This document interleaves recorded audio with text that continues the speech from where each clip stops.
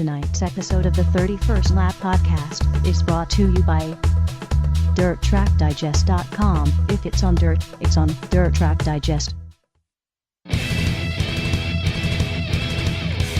This is the 31st Lap Podcast, recorded live in the studios of FingerLakes1.com in downtown Seneca Falls, New York.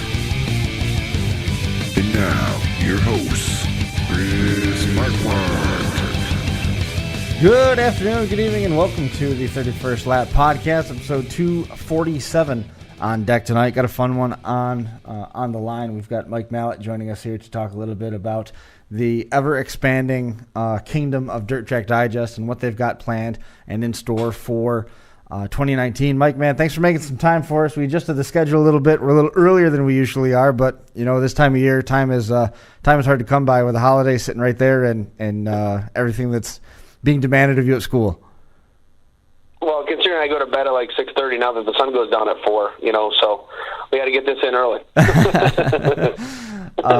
Jumping right into it, some crazy announcements coming out of Dirt Track Digest with their expanded media coverage. An already go-to source for print coverage and photography, and now you guys are branching out and expanding your live streaming content.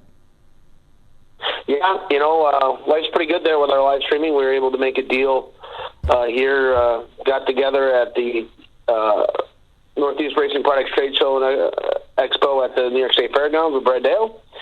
Able to chat, put some things together, put some numbers on paper, and luckily able to work out a deal to be the official partner of the Short Track Super Series when it comes to broadcasting his event, the Brett Dale Series in 2019. It's something we're really, really looking forward to. So what goes into that side of things? I mean, how's this all going to work? Is Dirt Track Digest now also a production company? Well, what's nice is we're partners with Thomas Racing Videos, and we worked hand in hand together with them when we launched this program back in 2017 at the Utica Rome Speedway. Last year we expanded to roughly 70 events covering Empire Super Sprint events, events at Weekly Atlanta Legends Raceway and Utica Rome Speedway, and then we did a host of other stuff, Beachport, Can-Am, a bunch of other racetracks. And this year now, taking that next step, able to, again, get a series, which was our ultimate goal when we started all this, Sure. We wanted the more content, the better. To be successful in this, you got to have tracks and everybody buy in. And, this year we feel like we're taking another step forward in our program. It was a new adventure for us 2 years ago. And again, we partnered with Matt Thomas, Mel Thomas, and the great guys over there at Thomas Racing Videos, and it was kind of a perfect fit. They have the history of being doing some of the live streaming stuff Matt does with Dirt Vision. He also worked in the industry, and they have the camera crews and the guys, and we have the audience. We have a great group of people that follow us on Dirt Track Digest every day, every week, every month, so to speak, and it's really good. To be able to get this deal done, and for both of us, ourselves and Matt Thomas and Mel and the gang, and and we hopefully we can bring more exposure to Brett's deal as well. He had some other partners in the past, but we're when you talk about dirt modifieds, we feel like we have a really, really strong following here in the Northeast, and we're happy to be a small part of what Brett's going to do this year, and we're looking forward to some other opportunities too, in some other places. But for now, this was a really nice opportunity for us. We're glad to have it. Yeah, it's hard to argue with it. You mentioned that the series was something that you were looking for. With all the different series that are out there, you look at there's a number of different sportsman series that you could look at. There's some other 358 modified stuff that's available for people to consume as their entertainment dollars are stretched thinner and thinner that they'd potentially want to follow.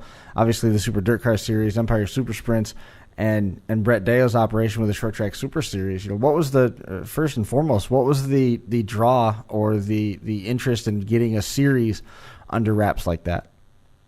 We've looked in the past. We had some minimal discussions with Dirt Car. They went a different direction when they signed a contract with Flow Racing. I want to say the beginning of last year, and we know that in order to grow this, you have to have a major partner. And there's really two games in town when it comes to modified series. You know what I mean? You have Super Dirt Car Series, and you have the Short Track Super Series. They are the two premier organizations here in the Northeast, and we're fortunate to partner with one of them. And it's a great opportunity. A series is that travels all over is definitely an important part of any program. I mean, you look at like what Dirt on Dirt does. They do Dirt World of Outlaw Late Models. They do Lucas Oil. They signed a contract this year to do the Hell Tour. Series are a real major part of the live streaming, simply because they get you to a wider fan base. For us, this is going to help us grow in the Pennsylvania region, with that South region. We don't have a lot of people in New York might not get exposure to those series. They might not have the opportunity. I have the opportunity to drive to Georgetown, the 5 hours or 6 hours here from Central New York, and I've gone to a lot of these racetracks. But there's fans out there that just don't have that luxury or the opportunity, and hopefully we'll be able to bring some of those events into their homes, and they'll be able to see it and enjoy it, and maybe help grow some of those events for Brett and his series, and make them want to get out and expand and go to those events. And that's... So, I think all in all, it's a great relationship for both of us. Again, like I said, we're very fortunate to have such an awesome market and awesome backing on Dirt Track Digest. Our numbers continue to get stronger. We continue to do so well with what we do here in the Northeast, and this was, for Brett, I think and us, it's a bonus for both of us. We feel like we can really help promote Brett's stuff. In terms of the series events, because that way, it helps both of us. It helps him, and it helps us with the traffic on Dirt Track Digest TV, and hopefully get some more people in the stands too at the racetracks. How tough is it to get? A series has a lot of masters to answer to. We've gone through this before together a number of times, where tracks are resistant to the live streaming element, be it pay-per-view or free. They just tend to argue against it because they want the people to have to come to the track to see the product. And there's arguments on both sides of that mindset. But to get a series under wraps, they have to get all their tracks on boards, or at least a portion of the tracks that they have date schedule at, to make sure that there's content to stream. How difficult was that leg of this discussion? I think when you look at what Brett does in his deal, he does things different than per se some other series. He's a partner in most of his deals, so that makes things a little bit easier for him. That's a lot more on his end. Mm-hmm. For us, we work with the tracks, and we want to help the tracks. We want to promote the track events. We also want to promote. We want people to go to the races. That's our goal, right? And we've looked at numbers, and we've looked at things like that, and the traditional number that we've came up with is a 75 to 80 to 20 to 25% split between fans that are close by that buy the pay-per-view and fans that are farther away. And we normally go, 75 miles and out for our numbers. So you look, most people buying pay-per-views fall into that 75, hour drive, hour and a half drive out. They're not local fans. Right. And that's how we try to sell it to the racetracks that we've been a part of and worked with, because, honestly, those fans are probably people, that aren't coming anymore. It was funny, I had a conversation today with a couple of friends at work, and we were talking about going to Syracuse basketball games. Mm-hmm. And I live close to the Dome. I live, 30 minutes, but you look at the process of going, the parking, the driving up, all that, and for me, it's easier to stay home. I'd rather buy the ESPN Plus package and watch the games on TV or the ACC network and pay for that, rather than head down there, But then there's other things like Crunch games I enjoy. The parking's easy, things are great. I go to all those games, So right. We just feel like, we can offer the tracks an opportunity, to maybe get a lot more fans interested in coming that normally wouldn't come, and that's, I think, what a lot of live streaming does. And when you look at the live streaming industry, the people that do it are people that have successful things. You look, right. Knoxville Raceway, they broadcast every event every week. You look at Eldora, they broadcast a ton of their events. All major touring series, they do all of their events on pay-per-view. I mean, it's just the way the world is kind of heading. Sure. I don't know if I like it, but I think I want to be a part of it, because that's kind of where we're going, Right. Would I rather have, 10,000 people at a racetrack every Saturday? Yeah, but I think, unfortunately, that's just not kind of the where we're at anymore, with people necessarily wanting to go to the races. People, they look at every factor, and if they can stay home and watch a race, and it makes things easier. Hey, more power to them. And I mean, if the tracks can make some revenue off of that, and the series can make some revenue off of that, I think that's why everybody does it. It's an additional source of revenue because you see it. I mean, we see it in NASCAR. We see it trickling down. Crowds are not what they were in 1990 or 1985 or whatever year you want to say from the glory days or glory days or whatever everybody calls them. It's just we live in a different era. And dirt racing, unfortunately, is not people's priority.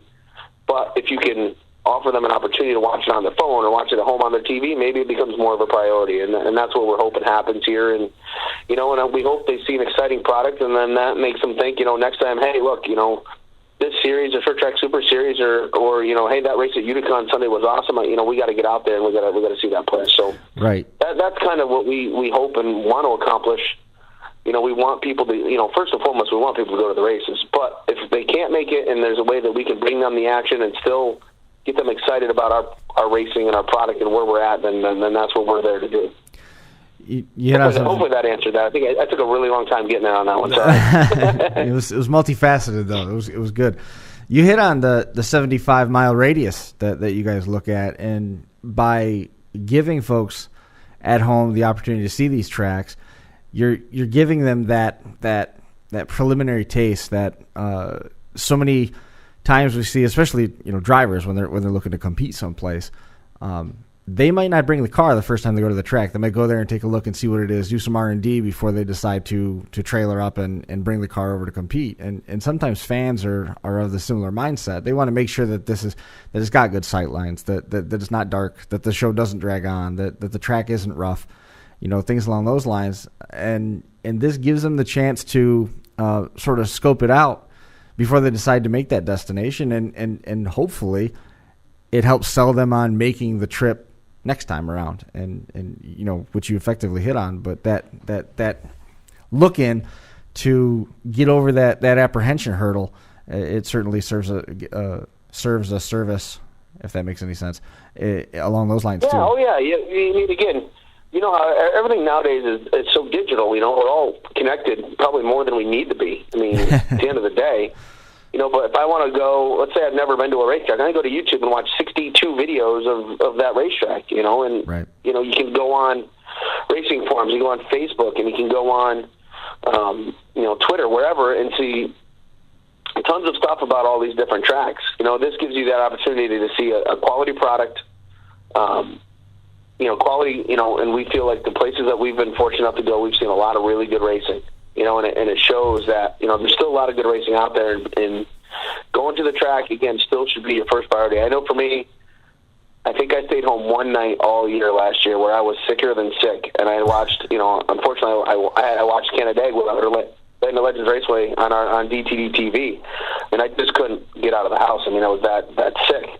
And, it was great because I could still follow along, and it was still, I was still at the races, even though I couldn't be at the races. Right. So, hopefully, but I'm one, and listen, you know me. If I can be at a track, I'm going to be at a track. But, we hope that people get just as excited about racing as we are in terms of that, and this gets them more amped up to go places, like you said. Did that count as one of your races on the tally list? No, I did not count it. I don't count it unless I go. That's my personal rule. If I'm not there, it doesn't count.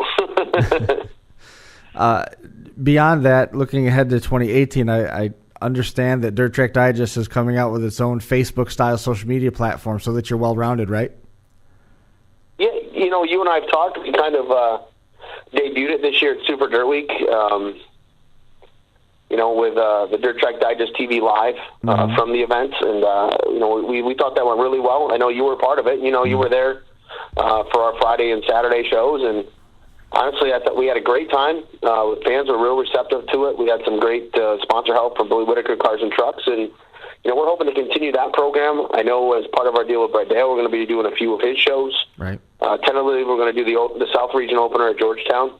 I believe that's March 16th, and then we're also going to do the Hard Clay opener, the Hard Clay Open. Mm-hmm. And again, that'll be a pre-race show and a little post-race show. Mm-hmm. And our goal is to do some other stuff as well. We're hoping to do some events. I know I'm real close, as you know, with a good relationship with Bill and Kim Shea at Utica Rome Speedway. Mm-hmm. We'd like to do some of those. Hopefully we'll also be able to build in some Super Dirt Car Series events in some different places as well. To give the fans, again, another outlet of, reaching the fans and getting them excited about an event. You get the crowd that's there at the racetrack, but there's also, gets people at home kind of excited and wishing they were there. We kind of based it off I guess it's almost like, as you and I have talked, like what we used to do 31st lap live from the tracks. Sure. Now we just, now we have a little bit more support from the series. Right. I think that, that definitely makes a difference. We couldn't have done what we did, without Dirt Car and the folks there at Super Dirt Week helping us get guests and so on and so forth. Made things a lot easier. And, we had some great shows. That finale show with Larry White, Stuart Friesen, and Pierre Britton. We couldn't have asked for a better group of three guys to talk and discuss the racing and just and have fun. And that's what I think we did. We had fun with it. We weren't over the top, and we enjoyed it. And I hope we can carry that element into these shows that we look to do in 2019. I know you're going to be a part of it with me, and as we grow this deal, and I really look forward to seeing how far we can go with it. I think it's got a lot of potential, and I think it really helps. Because when I talk about, obviously with the Short Track Super Series events, our goal is to promote the event, and that way, when we're done, you can flip over to the pay-per-view, log on, watch the race, and then you can come on back, and we're kind of adding that element of, the NASCAR coverage, if you will. Right. Pre-race to post-race, break it down, what happened, and let's take you through the event, and if you couldn't be there. So I'm looking forward to those. I really enjoy those shows when we've done them in the past, and I know I'm looking forward to doing it here this year. So again, that'll be live streamed through our Facebook page. That's what we did this time. Who knows? Maybe we can figure out the YouTube and live stream it right through Dirt Track Digest on the cover. But we'll figure that out as we go. Again, it's everything we do is a new process and a new thing. So I'm glad you brought that up. I'm glad you brought that up because I've figured out how to do that so it can go to YouTube and Facebook at the same time. We can do that. It all comes back to internet speed. Okay. Well, let's hopefully we have it. Yeah. Have you looked into that at all? What's the internet signal like at Georgetown? Because you're gonna have a whole bunch of fans there trying to go Facebook Live and trying to use their social media accounts and stuff. Yeah, I think we'll be all right. We'll be all right. Well, I guess that is a fair question. He's got some internet there and so on, so we'll be good with that. Yeah. What's your take on fans Facebook Living races that you're pay-per-viewing? Well, obviously, as a person that sells pay-per-views, I'm not a fan. Right. Right. So, that's hard. Look, here's the, you have different trains of thought on this, and I can understand kind of everybody's look at it. People, I've never been one to do a ton of the Facebook Live stuff. That's not necessarily something, I'm not one really to watch many of it either. Right. It's just not good quality video. It's not something every now and then I'll watch something, or we'll do some dumb, stupid stuff on there, but nothing of a magnitude of broadcasting a race. I know some promoters think they should give it away on there. I don't know if that's the right answer. I know, I guess I get why people do it, but I feel bad a bit for promoters because if there's enough people doing it, there are a few people. I'm not saying a ton of people, but there will be a person here or there that may not go to the races because of it. But on the other side, again, it's still publicity, and promoting is promoting. So do I like it because I have pay-per-views? No, but I understand what people are doing. Right. It's just the nature of the world we live in. People Facebook Live everything. Everything you do is either recorded on camera, they'll go on Snapchat or here, there, or wherever else. So at this point, what do you do? We did a live stream. I don't know if there's really an answer. I guess there is an answer because, if you go to a concert, or a comedy club or whatever, that's not allowed. That's you're told no.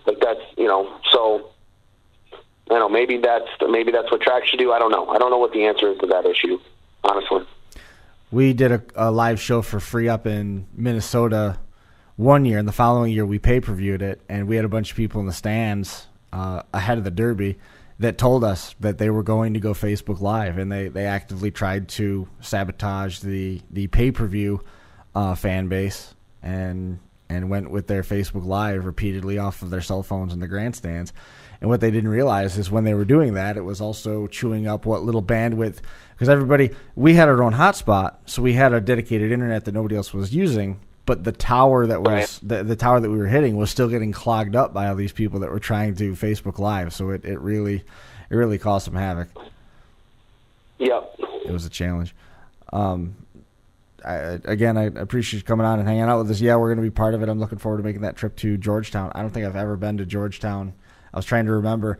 You're going to be able to ride 6 hours in a car with me because it's going to be a little different deal for you now. You know what's weird is I don't have to drive it. I don't have to drive the 6 hours by myself. Yeah, right. Yeah, listen, I hear you on that because I do that enough on my own myself. Right. I'm looking forward to that part. It'll be fun to have somebody to talk to while you're in the car for 6 hours. Yep. Well, I hear you. I haven't been to Georgetown. I'm looking forward to that.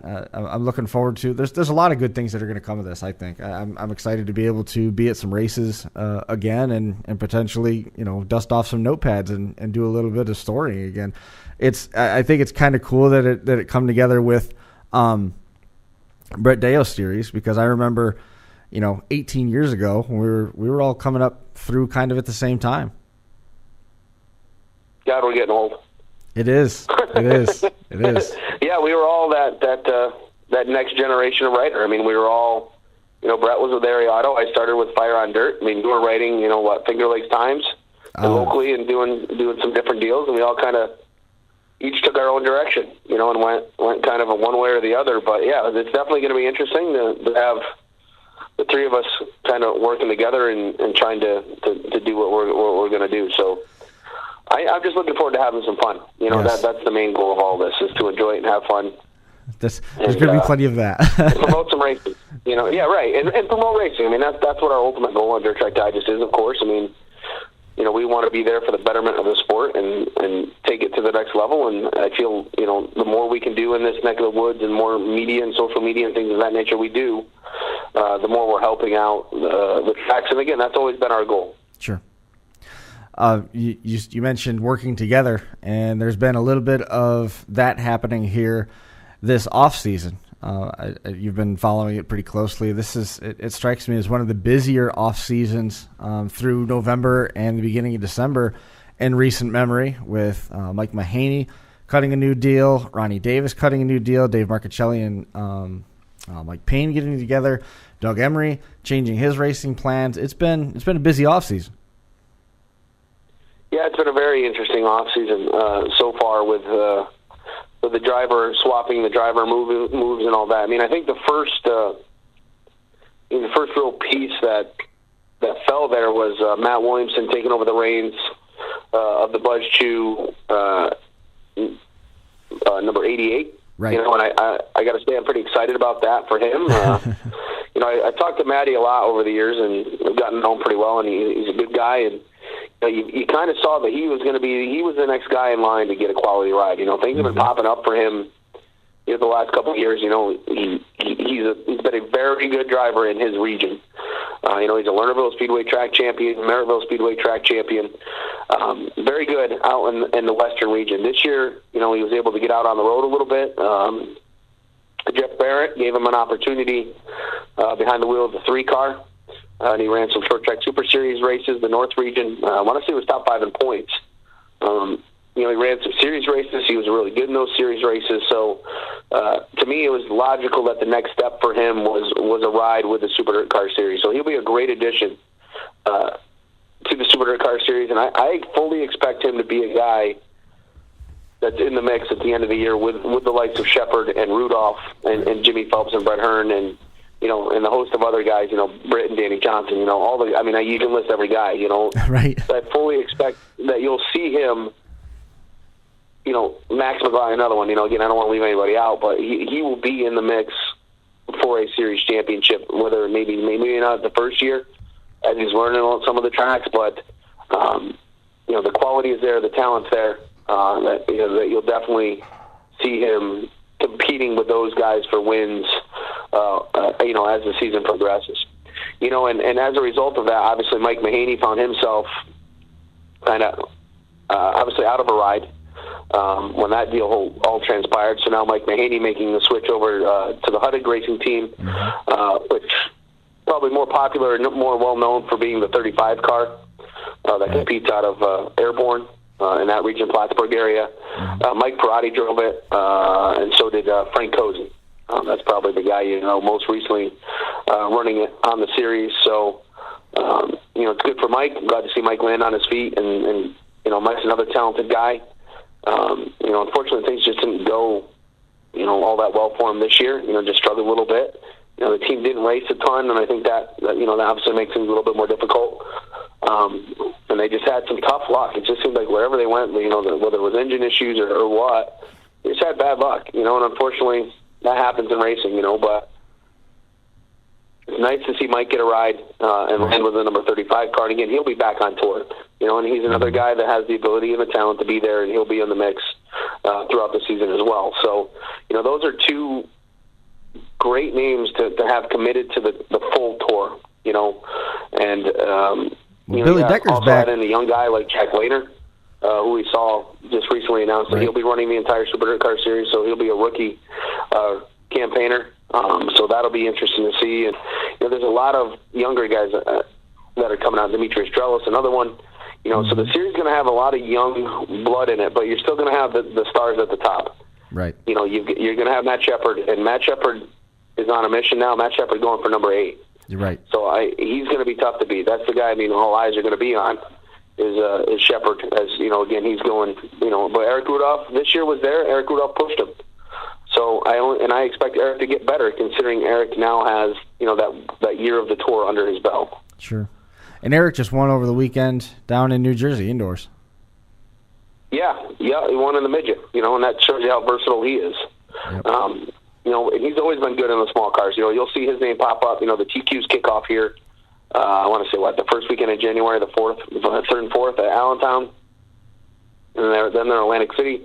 Then here in March, they'll be up here in Syracuse in the TQ. And Eric's a name that you're going to see at the front of the field because he's that good. He is very good in those cars. Very, very good in those cars. You're talking about some of the first ones to fall, the first dominoes to fall. Billy Decker returning to Gypsum. He's going to be back on the series full-time back at Brewerton. Back at Brewerton. I think that was probably one of the more shocking moves of the offseason. I heard the rumor. I didn't even hear the rumor all that early. And then I made some phone calls, and next thing you know, here it is. It's out. Right. You kind of, it was going through the grapevine real quick, and then, the calls were made, and it was like, the press release is coming. So, it was definitely a surprise to see that. But that, good for Billy Decker. Unfortunately, him and Mike Payne had some work commitments this year. I don't know, for those that read the Dave Marchicelli story, he just was real. Actually, the Mike Payne story and a Dave Marchicelli story. Right. That Mike is heavily involved in his new business, operating a FedEx delivery service.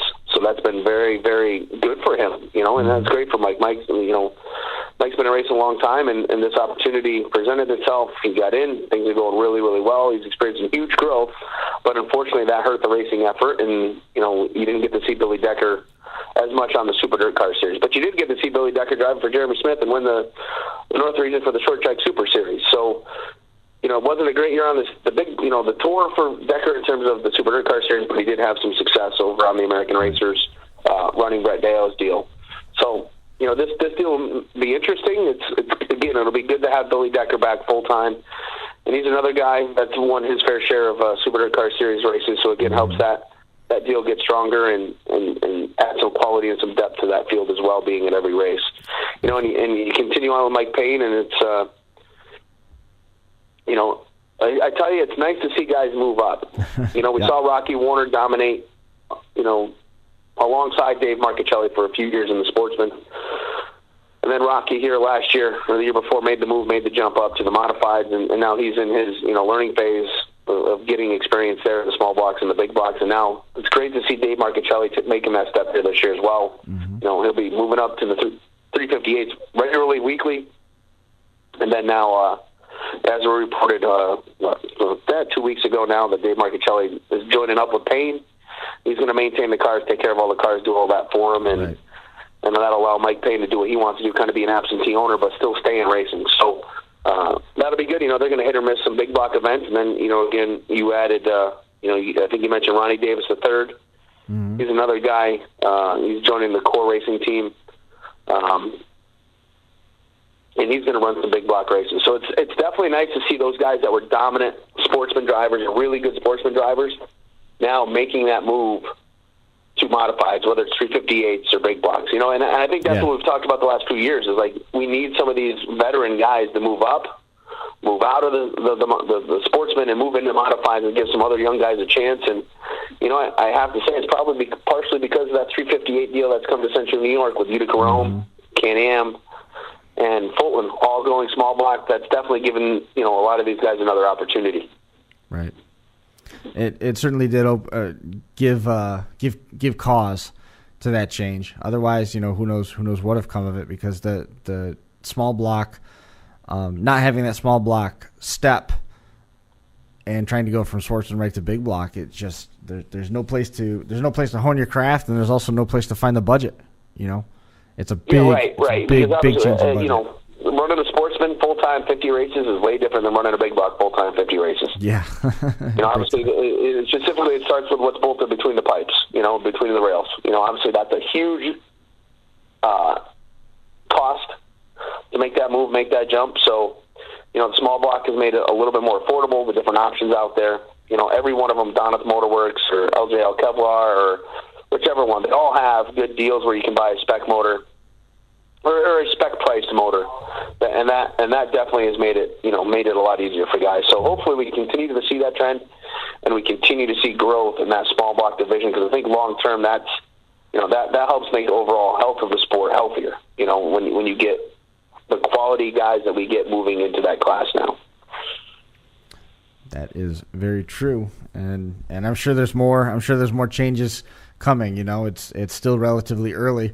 We've got about what, month and a half or so from Volusia, so that's still plenty of time to get more of the silly season information out there. Yeah, I'm sure. I don't think we're done. I don't know if we'll see any big moves at this point, but you never know. I mean, crazier things have happened. Yeah. Late in the year or late in the off season. So, I think we'll know more once racing really kicks off. We've got 54, 53 days. Hold on, I could probably look it up and tell you if I really wanted to. Because if you go to the Dirt Car Nationals website, dirtcarnationals.com, I believe they have a countdown running, and yes, they do. 46 days and 23 hours, 28 minutes and 10 seconds to the speed week kicks off for the UMP modifieds and the sprint cars. And then you got a week, give or take 7 to 6 days, and then the big block modifieds get things rolling. So I think you'll know by then usually who's where, when, and how, and that'll be the real telltale of how we get going. One guy we haven't talked about either is Billy Dunn. I mean, Billy Dunn is back, hit a big block deal. He made his deal a little bit earlier in the off season. I think he made it just before World Finals. So, having him back in a big block and also doing the same small block deal that he was doing, will be pretty awesome to see. Right. And I'm kind of looking through my notes here. But Billy Dunn will be back. He'll be teaming up with Bill Cook at Intergo Greenhouses. And again, he'll have the opportunity to run some series races, focus on the big block or the small block up at Can-Am. And then he'll be back at Land of Legends in a big block. And again, as I said, mixing some series races in. So there's definitely, it's been an exciting offseason. I don't think it's one of the more, I want to say the last time we had this much news during an offseason was maybe 2 or 3 years ago when Matt Shepard and HBR went their ways in different directions, and all that stuff kind of shook out. And then the last time I remember this much change or this much craziness happening was back when Matt Shepard left, or Matt Shepard got the ride with Randy Ross. Was it Randy Ross? Yeah, or Adam Ross. I always mess that up. Randy? Yeah. But the Ross team, Billy Becker left there and went to Gypsum, and you kind of had Stuart Friesen coming into his own and all that. And I want to say that was like 2005. Yeah, it was a while ago. So it was Randy Adam Ross Cutstone. There we go. So there we go. I was right, Randy. That always confused me. I always mess that up, and to this day I mess it up. But I think that's the last time you've really had as much driver upheaval, if you will, right. As we've seen here. You look at the late model world. That's been crazy. Mm-hmm. Guys are flying all over the place, going to this ride, that ride, and I can't even keep up with that. And that's normal. You look at non-wing sprint cars, guys changing rides, moving all around. That's normal. Even the wing sprint guys, they're moving, they're changing. That happens. But modifieds, we tend to not see that as much. Right. So this year definitely has been a little different in terms of guys making the jump, going here, going there, and et cetera. And it's all good for business. When you own a media site, it's all good for business. So. Late models, you pick a driver and spin the wheel, and whatever team it lands on, there's likelihood that they're either going there or they already were there. They change a lot. Well, right, right. They change a ton every year. This guy's out, this guy's in. I know what. Devin Moran went to Dunn Benson just after Bobby Pierce left. Mm-hmm. So it's like, boom. Tim McCready has a different opportunity this year. It's guys are just. I don't know. That deal is just that deal. Yep. I don't know how it all works, but I think there's a few more car owners there than what we have here in the modified ranks. There's a lot more car owners than there is. Excuse me, in the modified ranks. So that's true. But hopefully we can get there. I mean, the series races are paying a little bit better purse, and number of those races are going to be 10,000 to win, just like some of the other stuff that we see. Which is, I think it's a big plus. I think it's always good when you see the purse increase. Now we have two, both series pay really well. Mm-hmm. And I think that's what you need. You got to have money, with the Super Car Series and the Short Track Super Series. They're both paying good money. And you have really a separation of rules and all that. So, you get some crossover, but, you're going to have a lot more money going to a lot different group of guys. And I think that's all good for dirt modified racing. The more guys we can get competing in these series, the more money you can get to these guys. It's never a bad thing. And let's be honest, the purse needs it. Hopefully the series stuff can grow the excitement, and bring people to the racetrack and continue to be strong, continue to be successful. Brett Dale's been very successful. The Super Dirt Car Series has been going however long. They've both done a very good job of drawing cars, drawing fans, and hopefully we continue to see that and they continue to grow, because that signifies the overall health of the sport. We've had some years where things are down a little bit, so let's hope we're trending the right way. I agree with that. What do you think? We told you I'd try to keep you about a half hour, and we're already pushing 40 minutes. Yeah, I mean, I enjoyed it. I think I talked way too much, but other than that, it's a preview for everybody that's watching at home. It's what these live pre-race shows are going to be. It's me sitting at a computer screen and Mike talking. With the live pre-race stuff, we'll be fortunate. We'll be able to get some drivers on and talk to them and so on. So that'll help. And but again, this is I'm lucky that we're in the loop. We have a lot of great connections, a lot of great support from the drivers and fans and so on, and when something happens, we hear about it, and that's awesome, and we want to be able to get the news out and get it to the masses. Again, we've had a lot of great content here so far in the off season. I wish there was a ton more of it, but we'll keep getting what we can and keep writing and doing what we can and keep updating and keep people excited about what's going to happen here in 2019. And I think we're in store for a great year. Not only for Dirt Track Digest TV, and all the things that we do, but I think we're excited to be on board with Brett Dale and the Short Track Super Series. I think you got a lot of good things going on there. Our good friend Dean Reynolds, he's involved with the Dirt Car, Super Dirt Car Series now, and he's taking over from Mike Perotti. So I think you're going to see some good things there. There's a lot of good ideas around, and a lot of strong support for both deals, and I think that only benefits our sport as a whole. I agree with all that. Well, man, 247 looks like we're just about in the books here. Is there anything else that we missed? Yeah, 247, huh? We're almost at 250? Well, you're almost at 250. I'm due about 125, I think. It's all right. Who's counting? We're going to be... I'm sure you did. We'll have... I think we'll probably be hitting 250 right at the end of January. All right. You know what? I'll tell you now. I'll make time to be on that one for you. All right. That'd be awesome. You haven't seen Reserve my spot. You got to see the new studio. You have no idea what this place looks like. Yeah, maybe I'll even, for 250, maybe I'll even drive to the studio. And I don't know if that's the Chili Bowl week, but if I can get Balmus to come, I'll try to suck him in too. Well, I'll try to adjust the schedule so maybe it'll fall on a weekend so you don't have to worry as much about travel, and we'll try and stay away from Chili Bowl, just for John. Just for John. I mean, I don't go, so it doesn't matter to me. Right, it doesn't affect you at all. Well, I look forward to it. It'll be fun. So, all right, my man. Well, hey, good chatting with you again. Thanks for having me on, talking about all the great things we got going on, and a little racing there too. Absolutely, we got a little bit of postseason talk, and we got more stuff coming here as we get past the first of the year. So we'll be talking more.